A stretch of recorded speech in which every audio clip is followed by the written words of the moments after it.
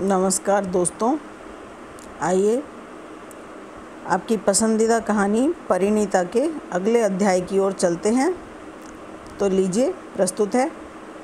माँ को लेकर शेखर जब लौट आया तब भी ब्याह का दिन दूर था। 10-12 दिन बीच में थे।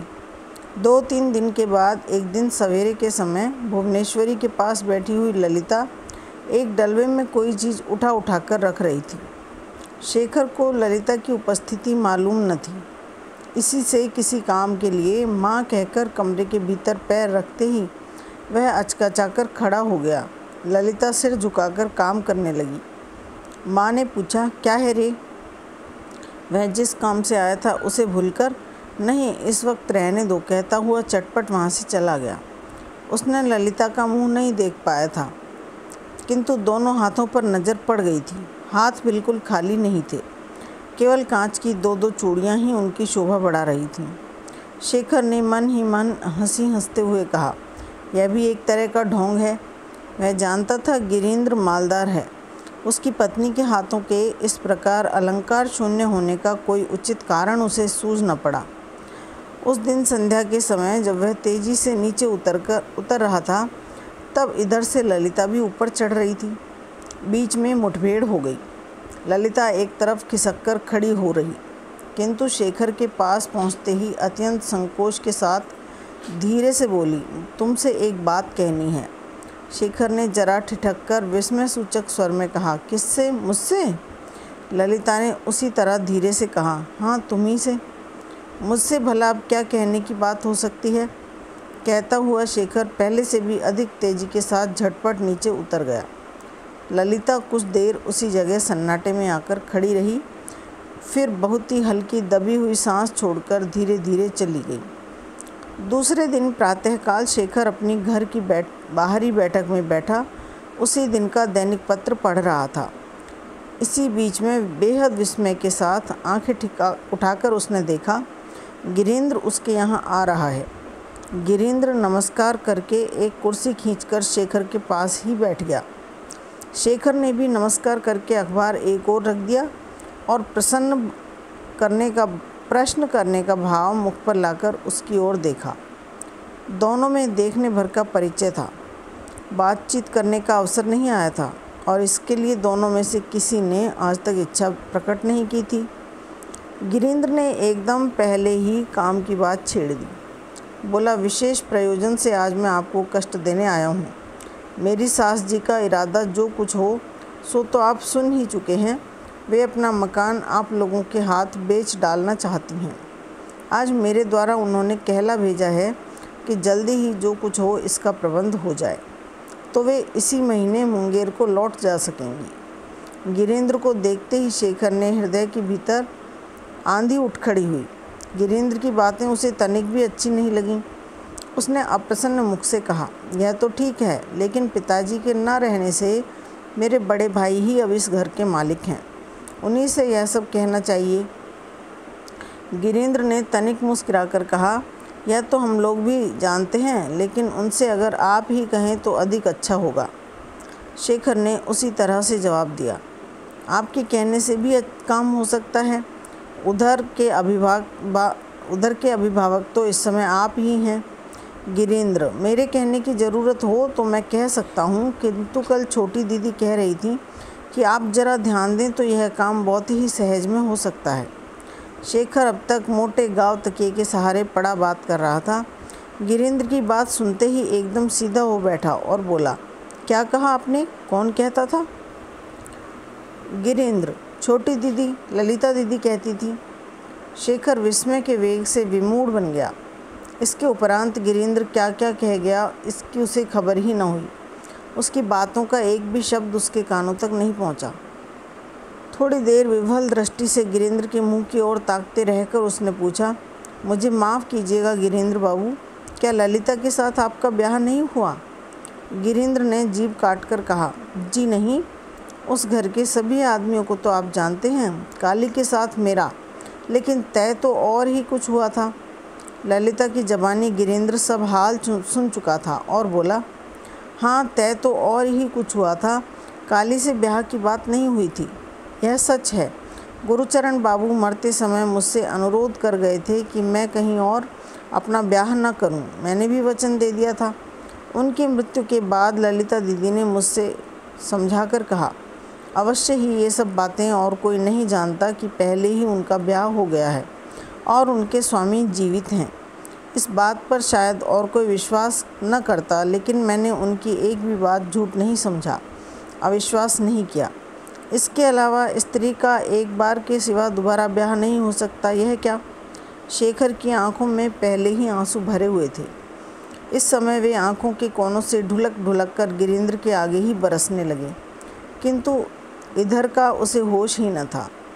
उसको इसका ख्याल ही न आया कि एक मर्द के आगे दूसरे मर्द की इस तरह की कमजोरी जाहिर होना बड़ी शर्म की बात है। गिरीन्द्र चुपचाप शेखर की ओर ताकने लगा। उसके मन में पहले से ही संदेह था। आज उसने निश्चित रूप से ललिता के स्वामी को पहचान लिया। शेखर ने आंसू पोंछकर भारी आवाज़ में कहा, लेकिन आप तो ललिता को चाहते हैं ना?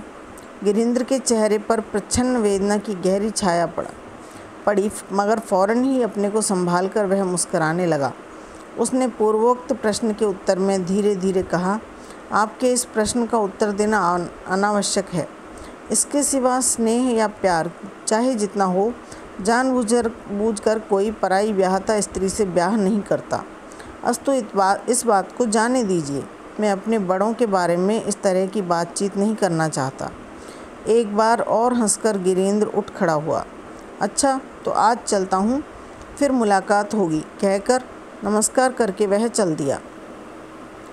शेखर शुरू से ही मन में गिरीन्द्र के ऊपर विद्वेष का भाव रखता आ रहा था और इस अवसर पर वह विद्वेष का भाव घोर घृणा के रूप में बदल गया था। किंतु आज उसके जाते ही शेखर ने उठकर जहाँ गिरीन्द्र बैठा था उस जगह बार बार सिर रखकर इस अपरिचित ब्रह्म समाजी युवक के उद्देश्य को प्रणाम किया।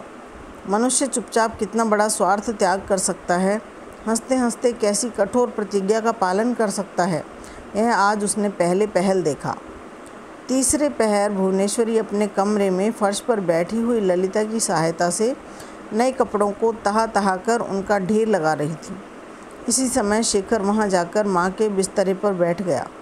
आज वह ललिता को देखते ही जान लेकर वहां से भागा नहीं। माँ ने उसकी ओर देखकर कहा, क्यों? शेखर कुछ उत्तर न देकर कपड़ों का तहा कर रखा जाना देखने लगा। दम भर बाद उसने पूछा, यह क्या हो रहा है माँ? माँ ने कहा, नए कपड़े किसे किस हिसाब से दिए जाएंगे, कितने कपड़े चाहिए, यही सब हिसाब लगाकर देख रही हूँ। जान पड़ता है अभी और कपड़े खरीदने होंगे, क्यों ना बेटी? ललिता ने सिर हिलाकर अनुमोदन किया। शेखर ने हंसते हंसते कहा, और जो मैं ब्याह न करूँ तो? भुवनेश्वरी ने भी हंसकर कहा, तुम यह भी कर सकते हो बेटा। शेखर ने हंसकर कहा, तो यही बहुत संभव है।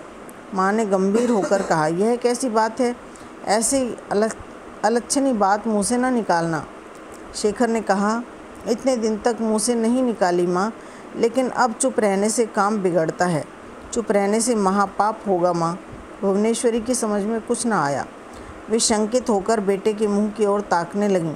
शेखर ने कहा, अपने इस लड़के के अनेक अपराध तुमने क्षमा किए हैं माँ, यह भी क्षमा करो। मैं सचमुच यह ब्याह न कर सकूँगा। बेटे की बात सुनकर और मुंह का भाव देखकर भुवनेश्वरी सचमुच घबरा उठी, किंतु उस भाव को दबाकर उन्होंने कहा, अच्छा यही होगा। इस समय तो तू यहाँ से जा, मुझे जला नहीं शेखर, मुझे बहुत काम करना है। शेखर ने और एक बार हंसने की व्यर्थ चेष्टा करके सूखे स्वर से कहा, नहीं माँ, तुमसे सच कहता हूँ, यह ब्याह किसी तरह नहीं हो सकता। शेखर, माँ ने कहा, क्या ब्याह भी लड़के लड़कियों का खेल है? शेखर, लड़कों का खेल नहीं है, इसी से तो यह कहता हूँ माँ।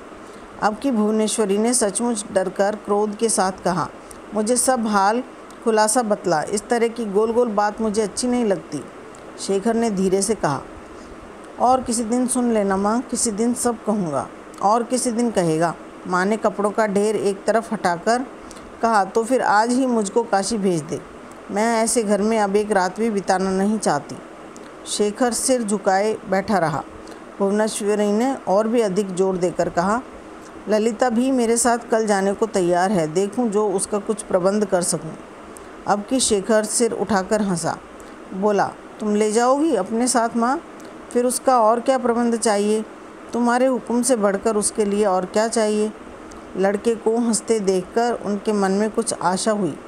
उन्होंने एक बार ललिता के मुंह की ओर देखकर कहा, सुन ली बेटी इसकी बातें? यह समझता है मैं चाहूँ तो अपनी इच्छा के अनुसार तुझे जहाँ चाहिए ले जा सकती हूँ। मानो इसके साथी की राय लेनी ही नहीं होगी। ललिता ने कुछ उत्तर नहीं दिया। शेखर की बातचीत का ढंग देखकर वह मन ही मन संकुचित हो उठी थी। मामी को जताना चाहती हो तो जाकर जता दो, यह तुम्हारी इच्छा की बात है, लेकिन असल में होगा वही जो तुम कहोगी माँ। यह मैं भी समझता हूँ और जिसे तुम ले जाना चाहती हो वह भी समझती है। वह तुम्हारी बहू है। इतना कहकर शेखर ने सिर झुका लिया। भुवनेश्वरी अचरज के मारे सन्नाटे में आ गई। माता के आगे संतान की यह कैसी दिल लगी है? एकटक पुत्र की ओर देखते हुए उन्होंने कहा, क्या कहा? वह मेरी कौन है?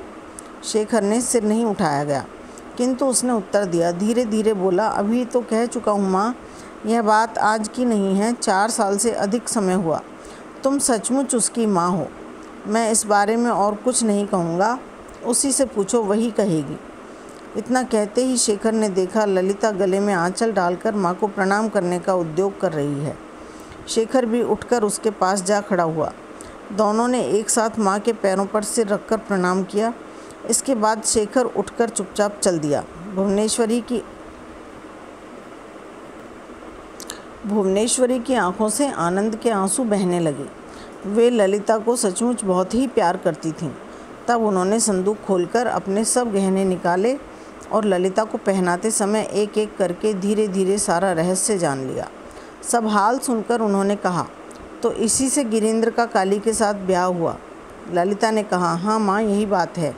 नहीं जानती गिरीन्द्र बाबू के समान सज्जन पुरुष संसार में कोई है या नहीं। मैंने जब उनसे समझाकर सब हाल कहा, तब सुनते ही उन्होंने विश्वास कर लिया कि मेरा ब्याह हो गया है।